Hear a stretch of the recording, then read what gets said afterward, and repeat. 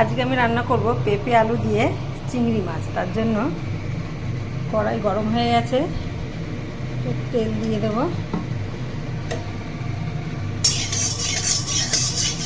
আর এদিকে রয়েছে চিংড়ি মাছ, অল্পই ছিল, ওটাই রান্না করব পেঁপে আলু দিয়ে। তেল গরম হয়ে গেছে, আমি পেঁপেগুলো এখন দিয়ে দেবো কড়াইতে।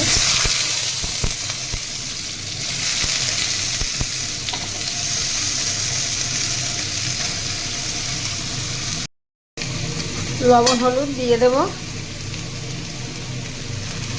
হলুদ লবণ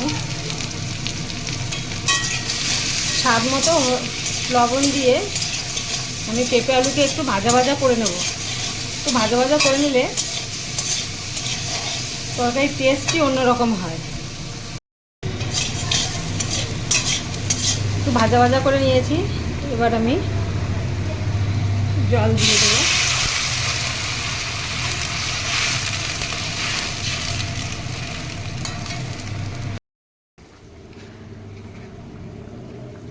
কাঁচা লঙ্কা দিয়ে দেবো।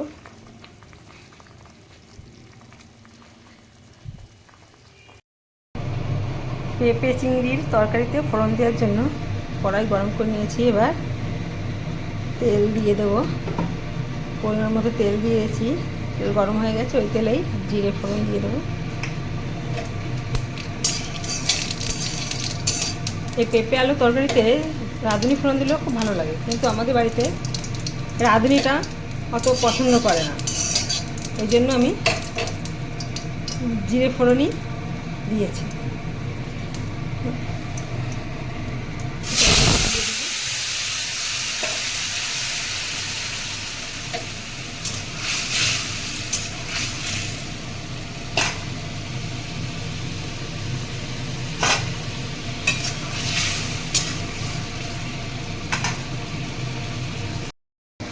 এবার এই যে জিরে ধনে ভাজা করে গুঁড়ি করে রেখেছি, এটা একটু দিয়ে দেবো, আর একটু দেবো।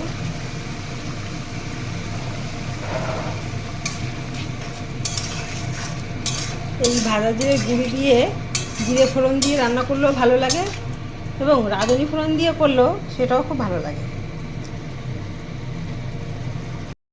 বাড়িতে আমি চিংড়ি মাছ ভাজা করে রেখেছিলাম, এই বাটিতে আমি ঢেলে নেব। হয়ে গেছে আমার পেঁপে দিয়ে চিংড়ি মাছের যে তরকারিটা।